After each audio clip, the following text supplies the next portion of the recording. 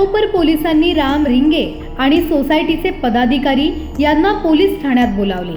सुमारे अर्धा एक तास घाटकोपर पोलीस ठाण्यात पोलीस अधिकाऱ्यांसोबत चर्चा झाली आणि दोघांची तक्रारपत्रे पोलिसांनी घेतली आहेत। मात्र सोसायटीत असा मराठी गुजराती वादच नसल्याचे आणि सोसायटीत निवडणूक हरल्याने राम रिंगे यांनी हे केल्याचे सोसायटीतील रहिवाशांचे म्हणणे आहे। तर राम रिंगे हे आपल्या आरोपांवर ठाम आहेत। ॲक्च्युली मी स्वतः मराठी आहे आणि मी सुरुवातीपासून या सोसायटीमध्ये राहतो आहे आणि मी सर्व प्रकारचे अन्नपदार्थ खातो। मला कधीही कुठल्या गुजराती माणसांनी ऑब्जेक्शन नाही घेतलं किंवा कुठलीही खालच्या दर्जाची कमेंट नाही केलेली आहे।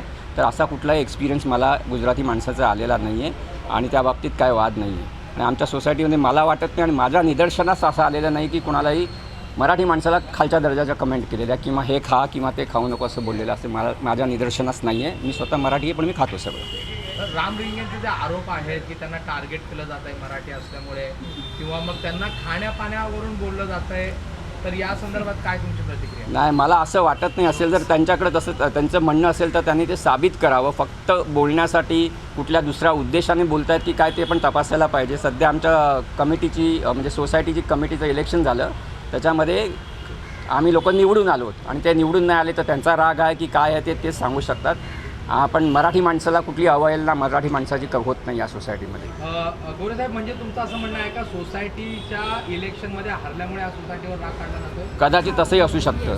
हे आमच्या सोसायटीचे सारे कमिटी मेंबर आहेत, ते पण सांगतील, तोही असू शकतं। मराठी अमराठी हा विषय आहे। गुजराती मराठी कुटुंबावरती अन्याय करतात आणि आता पोलीस स्टेशननी ती दखल घेतलेली आहे। ACP साहेबांना आणि सिनियर PI साहेबांना मी आता रिसर्च अर्ज लिहून दिलेला आहे, ते त्याच्यावरती कायदेशीर कारवाई करतील।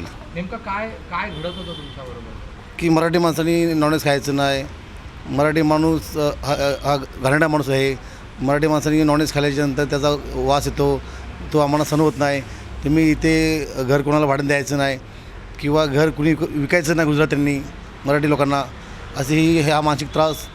आणि कुठल्या कार्यक्रमामध्ये मराठी माणसांना घ्यायचं नाही, गुजराती लोकांनीच आपण कार्यक्रम करायचा, अशी त्यांची एक ती हे होती, मॅजॉरिटी होती।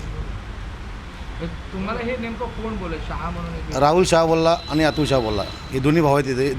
त्या दोन्ही अतुल शाह राहुल शाह यांना पूर्ण सोसायटी सपोर्ट करते, श्री शंभू दर्शन सोसायटी सपोर्ट करते।